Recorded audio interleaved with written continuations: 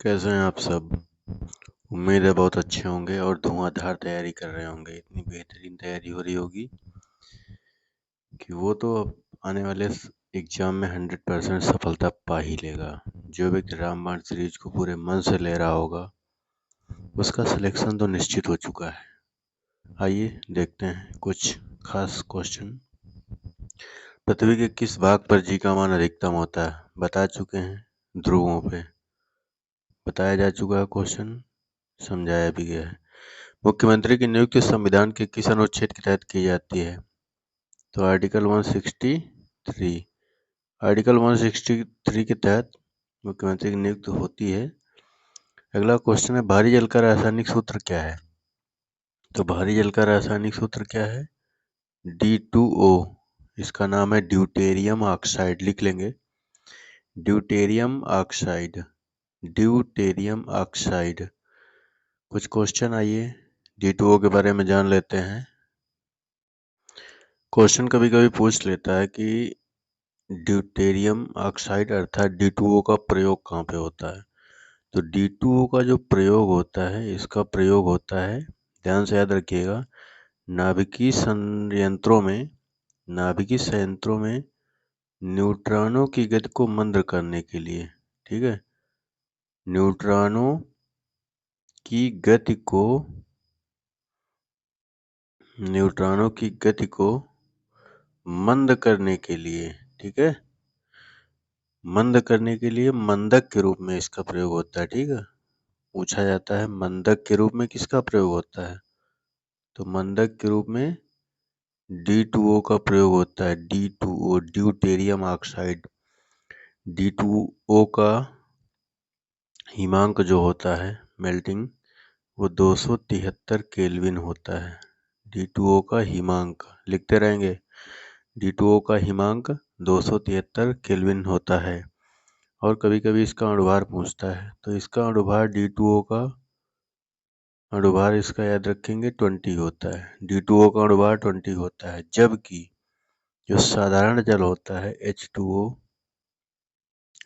की अगर हम बात करें तो H2O का अणुभार 18 होता है। ठीक है, H2O का अणुभार 18 होता है, H2O का अणुभार 18 होता है। और कुछ क्वेश्चन देखिए आगे। जो D2O है, D2O इसमें अर्थात भारी जल, इसकी खोज किसने की थी? तो इसकी खोज की थी उरे ने।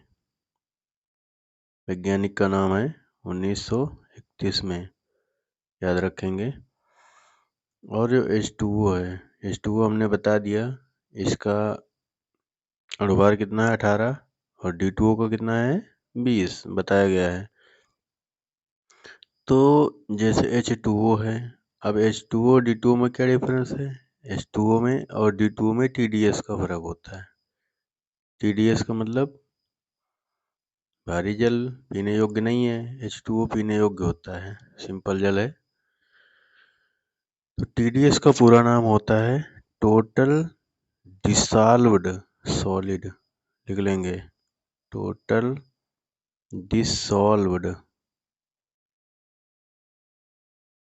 Dissolved solid.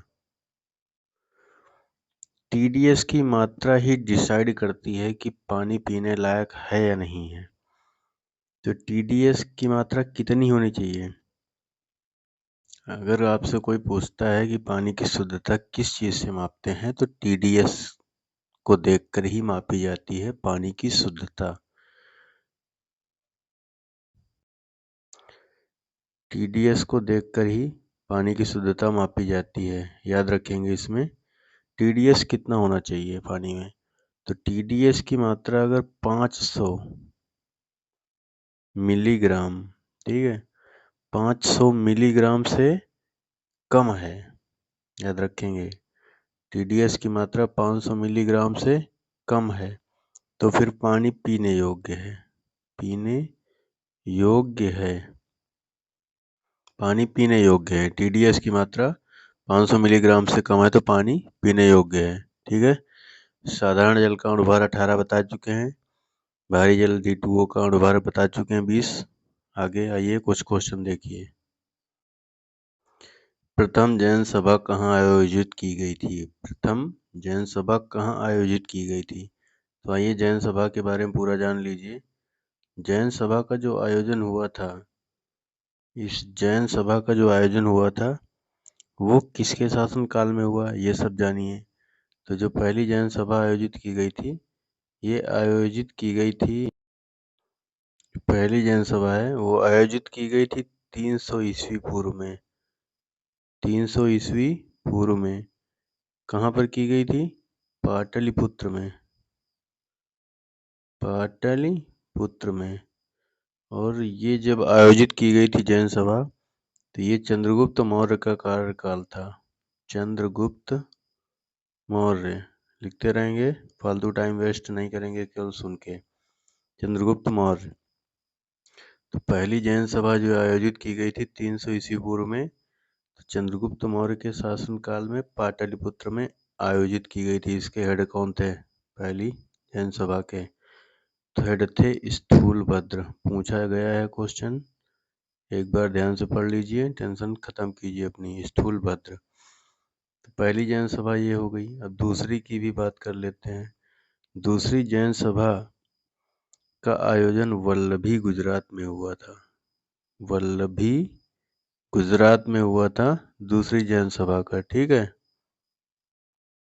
वल्लभी गुजरात में दूसरी जैन सभा का आयोजन हुआ था। कब हुआ था? 6वीं शताब्दी में, 6th सेंचुरी में। 6वीं शताब्दी में इस जैन सभा का आयोजन हुआ था।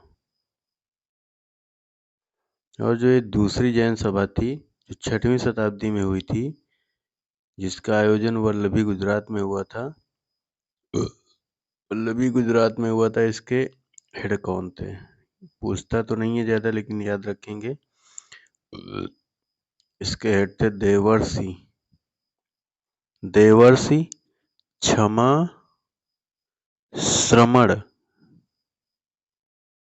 देवर्षि क्षमा श्रमण इसके हेड थे। दूसरी जैन सभा जो 6th सेंचुरी में हुई थी वल्लभी गुजरात में। और पहली हम बता चुके हैं 300 ईसा पूर्व में हुई है। कहाँ पे हुई है? पाटलिपुत्र में हुई है। चंद्रगुप्त मौर्य के शासन काल में हुई है। और इसके हेड कौन थे? स्थूलभद्र। बहुत इंपॉर्टेंट है। आगे मैं एक बात आज फिर से आप लोगों से कहना चाह रहा हूँ कि जो भी व्यक्ति जिसको नौकरी चाहिए और जिसका मन कर रहा है कि वो जॉब करे, तो अगर उसने मेरी रामबाण सीरीज अच्छे से सीधा रट ली है, अच्छे से समझ लिया, रामबाण सीरीज का प्रयोग बहुत अच्छे से किया है, तो उस व्यक्ति का सिलेक्शन कोई रोक नहीं सकता। ये मैं कह रहा हूँ, ये मेरा दावा है। अगर आपने रामबाण सीरीज नहीं ली तो फिर इसमें मेरी कोई गलती नहीं है। आप मुझसे मत कहिएगा, मेरे ऊपर आरोप मत लगाइएगा, क्योंकि रामबाण सीरीज न लेने का अर्थ यही है कि आपको नौकरी नहीं चाहिए और आप सिर्फ टाइम पास करना चाहते हैं। और टाइम पास करना चाहते हैं तो आप आराम से टाइम पास कीजिए, आपकी ज़िंदगी है और जिम्मेदारी भी आपकी है।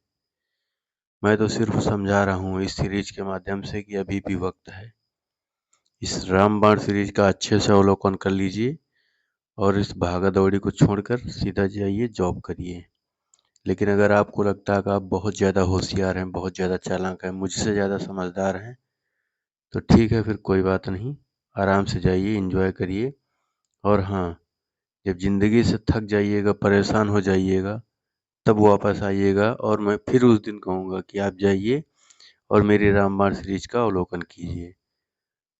तो आगे आप अपने स्तर से देख लीजिए क्या करना है आपको। ऑस्कर पुरस्कार से सम्मानित फिल्म एलिजाबेथ के निर्देशक कौन हैं? तो एलिजाबेथ के निर्देशक हैं शेखर कपूर। ठीक है, 60 क्वेश्चन देख लीजिएगा। अगला क्वेश्चन है Arakan Yoma. Arakan Yoma Arakan Yoma किस देश में है? तो अराकान योमा, इसमें देखते हैं कि यह है क्या। तो जो अराकान योमा है ये भारत और म्यांमार की सीमा को डिसाइड करती है। अराकान योमा ये पहाड़ी है, ठीक है। यह असम की लुसाई पहाड़ी के दक्षिण में, असम की लूसाई पहाड़ी के दक्षिण में और बांग्लादेश के चटगांव के पूर्व में स्थित है। ठीक है, बांग्लादेश के पूर्व में स्थित है, चटगांव के पूर्व में स्थित है। इसको अराकान ये लाइन लिख लेंगे, इसको अराकान और रखाइन पर्वतमाला भी कहते हैं।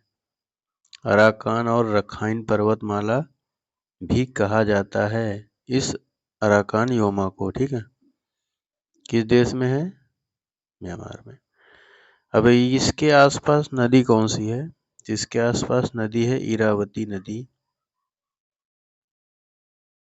अगला क्वेश्चन आइए देखते हैं। कवक फंगी की कोशिका भित्ति किसकी बनी होती है?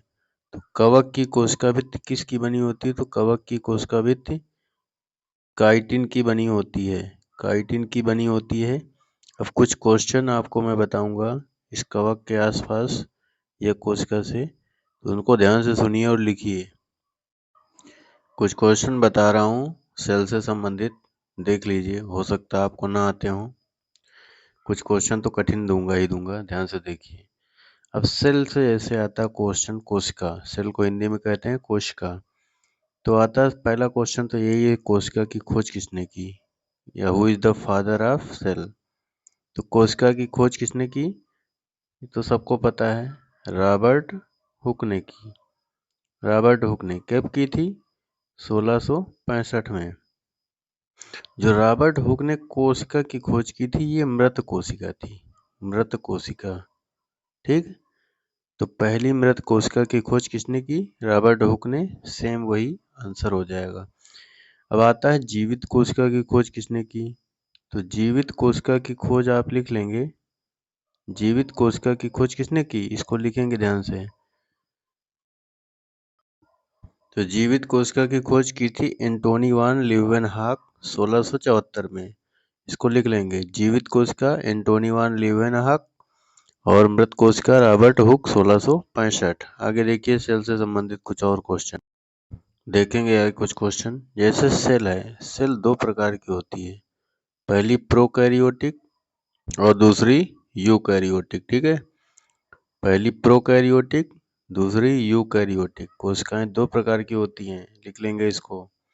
तो जो प्रोकैरियोटिक कोशिकाएं होती हैं वो प्रो होती हैं, प्रो होती है अर्थात वो पूर्ण विकसित नहीं होती हैं। इसमें लिख लेंगे पूर्ण विकसित नहीं होती हैं। ठीक है, पूर्ण विकसित नहीं होती हैं। अब पूर्ण विकसित नहीं होती हैं, इस लिख लेंगे इसमें आगे। इसमें एक और बात आती है, पूछा जाता है कभी कभी, हिस्टोन प्रोटीन किस में पाया जाता है? तो इसमें लिख लेंगे हिस्टोन, हिस्टोन प्रोटीन नहीं पाया जाता है। ठीक है, हिस्टोन प्रोटीन नहीं पाया जाता प्रोकैरियोटिक कोशिकाओं में। अभी यूकैरियोटिक की बात करें तो ये पूर्ण विकसित होती हैं, तो समझ ही गए होंगे आप, पूर्ण विकसित होती हैं और डीएनए इसमें पाया जाता है। यूकैरियोटिक में डीएनए पाया जाता है। आगे और देखिए कोशिका के क्वेश्चन। अगला क्वेश्चन पूछ लेता है, जीवन की मौलिक इकाई किसे कहा जाता है? जीवन की मौलिक इकाई, मूल इकाई क्या है? जीवन की मौलिक है मूल। तो जीवन की मौलिक इकाई क्या है? कोशिका है। ठीक है, बिना कोशिका के जीवन संभव नहीं है। अगला क्वेश्चन है, अगला क्वेश्चन, जीवित कोशिका में क्या क्या होता है, पूछता है कभी कभार। ये पूछे हुए क्वेश्चन है, मैं अपने मन से नहीं छपा रहा हूँ आपको। तो जो जीवित कोशिका होती है, जो जीवित कोशिका होती है, तो जीवित कोशिका में क्या क्या होता है? कोशिकांग लिखेंगे, जीवित कोशिका में कोशिकांग। और क्या क्या होता है? और कोशिका द्रव्य होते हैं, कोशिका द्रव्य होता है जीवित कोशिका में। कोशिकांग और कोशिका द्रव्य जीवित कोशिका में होते हैं।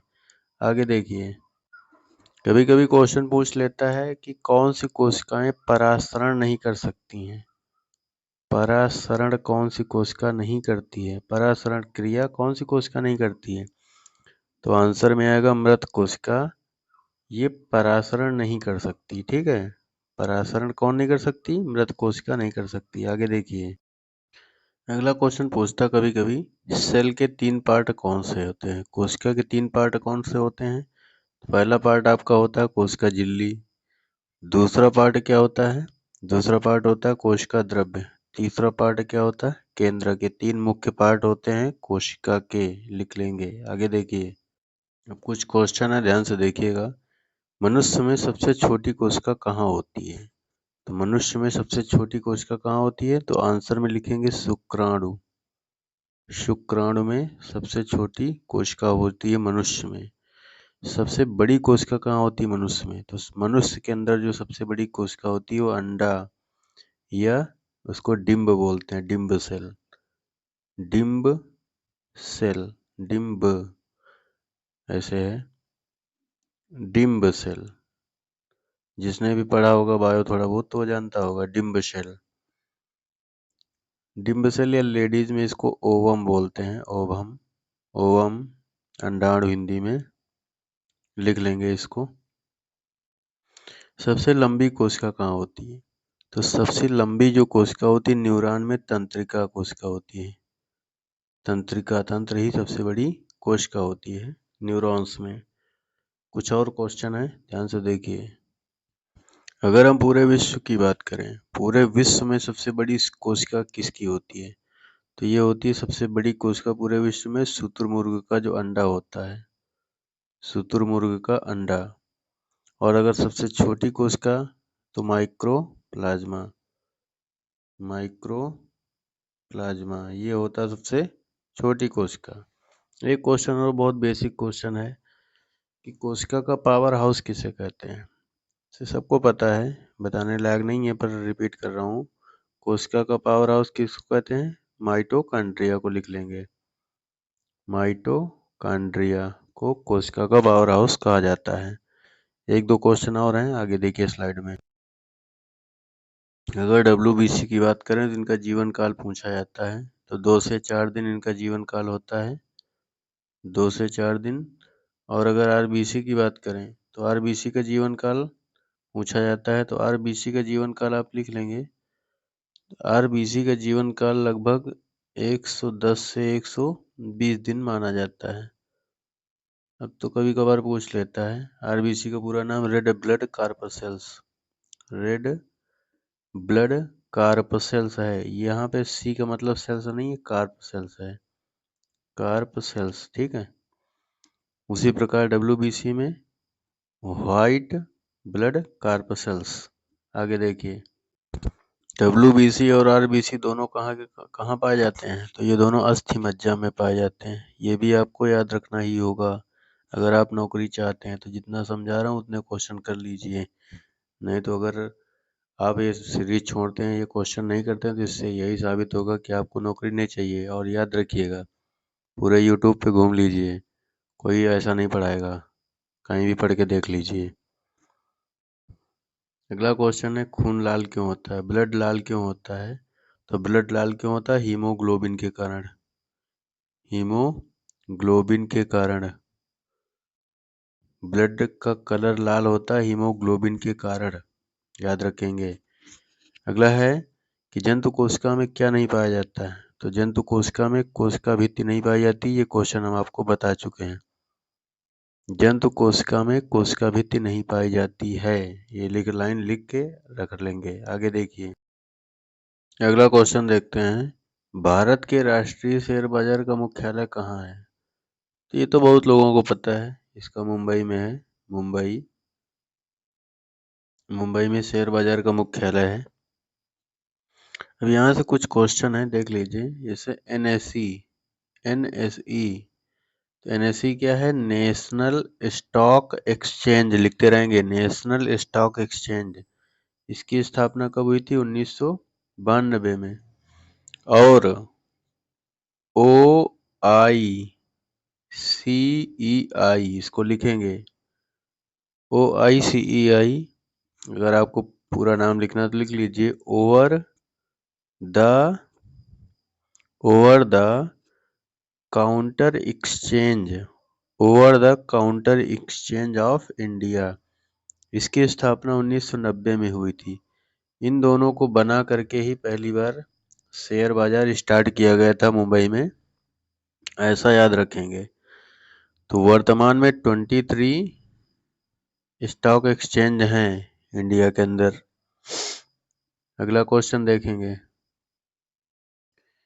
कौन सा विषय अर्थशास्त्र में वर्णित है? तो जो हमने कौटिल्य का बताया था अर्थशास्त्र, आपको अच्छे से समझाया था पहली या दूसरी क्लास में, कि जो अर्थशास्त्र था वो अर्थ से रिलेटेड नहीं था, वो था किससे?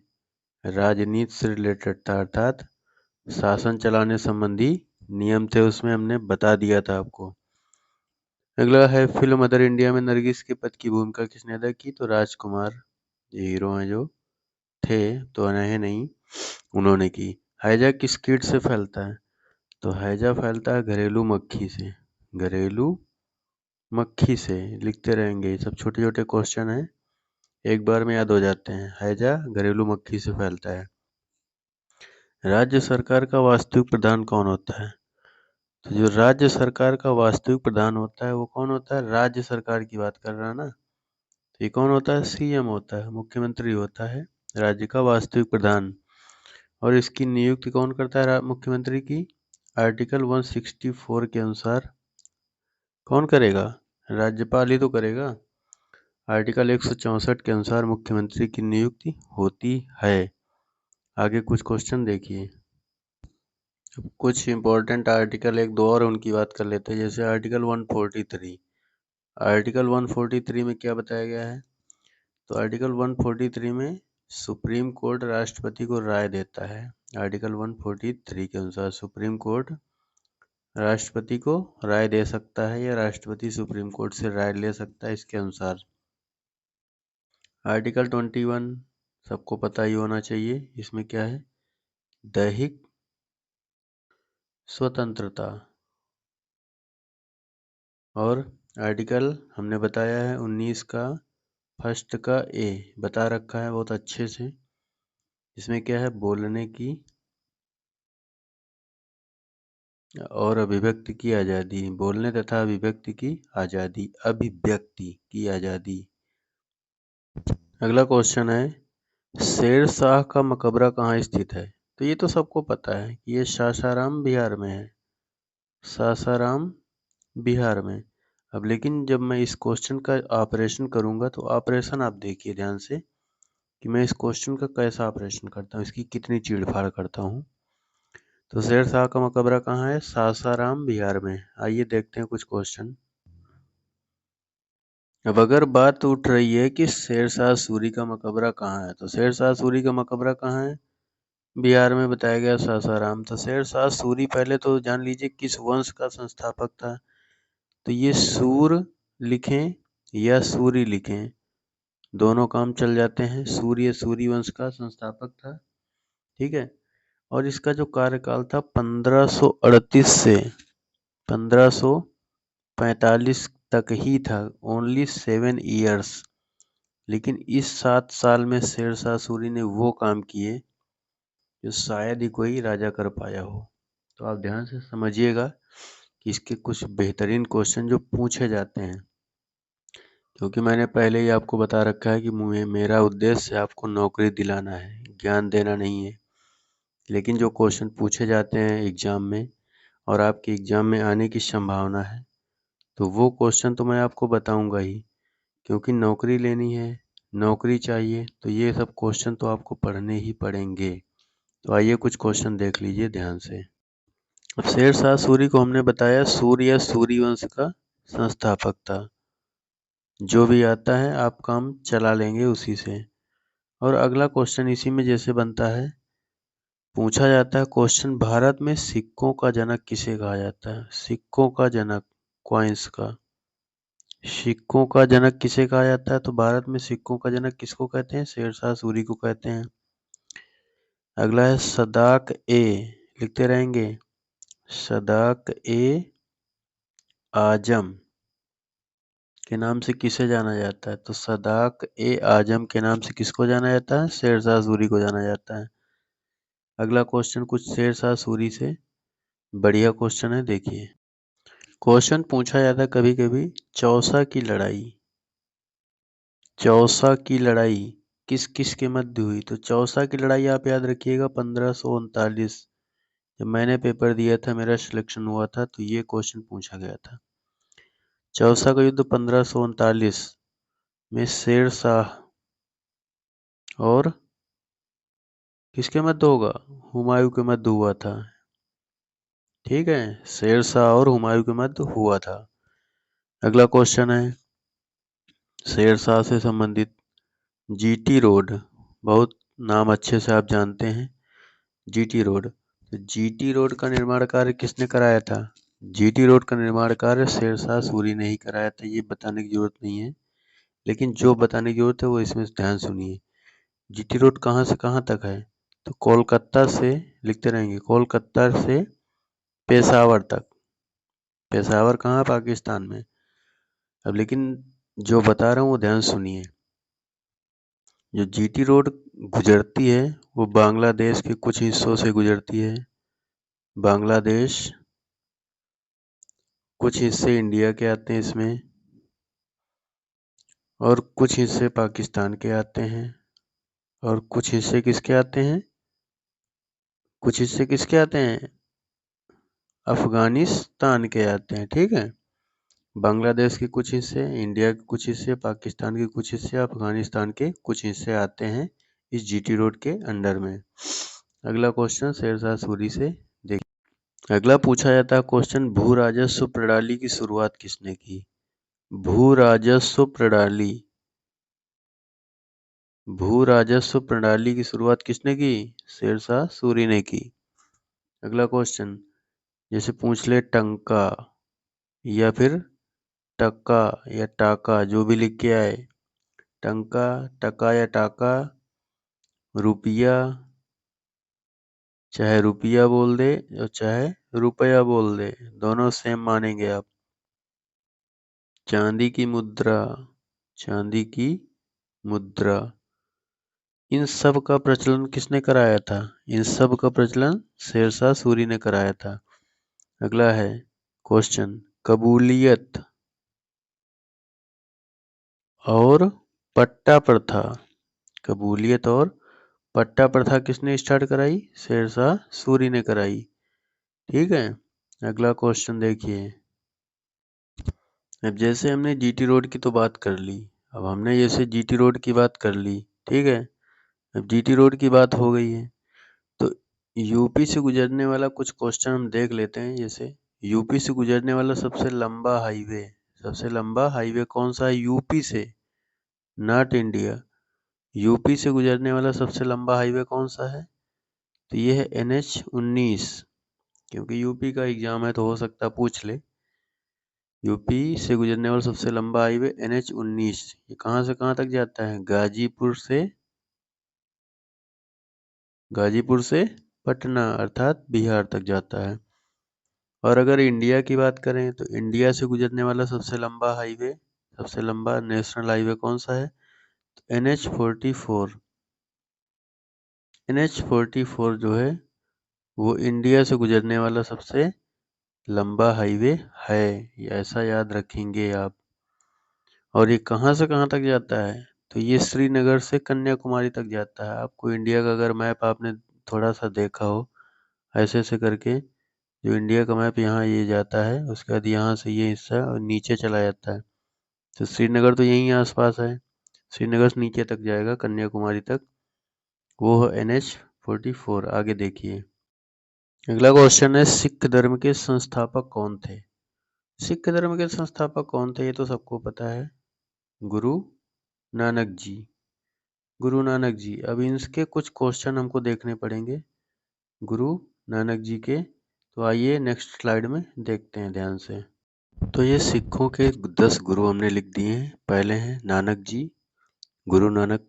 दूसरे हैं गुरु अंगद। तीसरे हैं अमरदास। चौथे हैं रामदास। पांचवें अर्जुन देव। छठवें हरगोविंद। सातवें हर राय। आठवें हरकिशन। नौवें GTV या गुरु तेग बहादुर। और 10वें हैं गुरु गोविंद सिंह। आइए इनसे रिलेटेड कुछ क्वेश्चन देख लेते हैं। क्वेश्चन पूछा जाता है, सिख धर्म के 5 ककार कौन से हैं? ककार, तो केस, कड़ा, कृपाण, कंघा और कच्छा ये सिख धर्म के 5 ककार हैं, पूछे जाते हैं। अगला क्वेश्चन ध्यान से देखिएगा।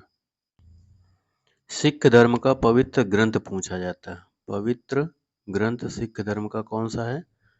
तो इसका नाम याद रखिएगा, गुरु ग्रंथ साहिब। गुरु ग्रंथ साहिब ये है सिख धर्म का पवित्र ग्रंथ। अगला क्वेश्चन देखिए। पूछता है सिख धर्म में लंगर व्यवस्था की शुरुआत किसने की थी? लंगर, तो लंगर व्यवस्था की शुरुआत करने वाले गुरु थे, पहले गुरु नानक देव जी। उन्होंने लंगर व्यवस्था की शुरुआत की थी।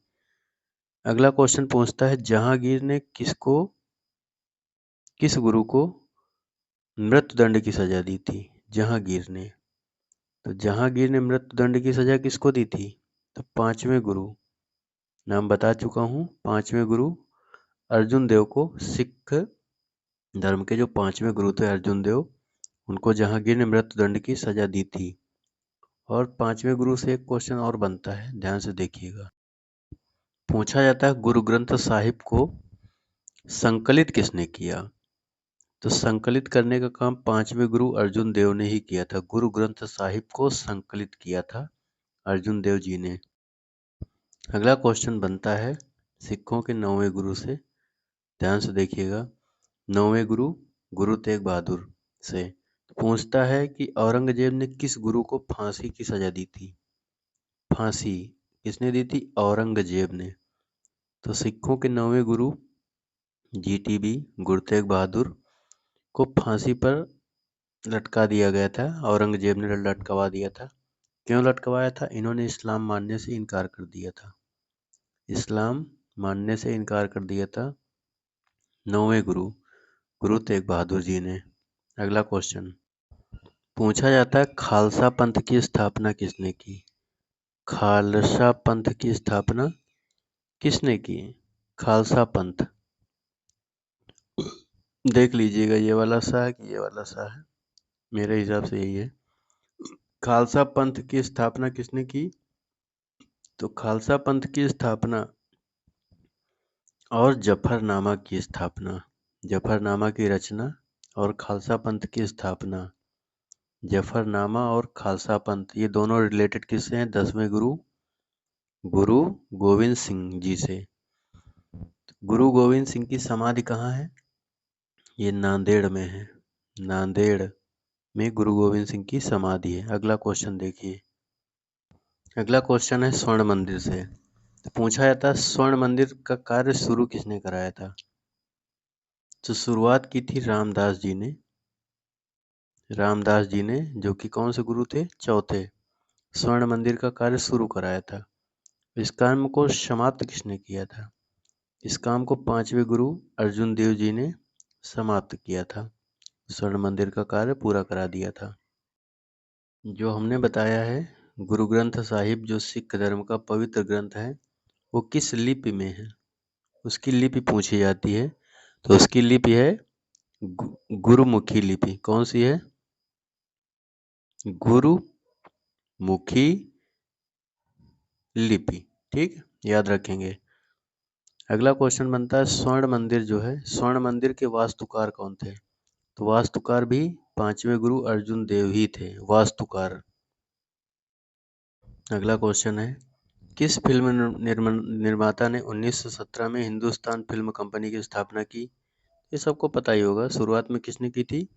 दादा साहब फाल्के। जिसको ना पता हो लिख लीजिए, दादा साहब फाल्के। किस महाद्वीप में द्वीपों की संख्या सर्वाधिक है? प्रशांत महासागर में।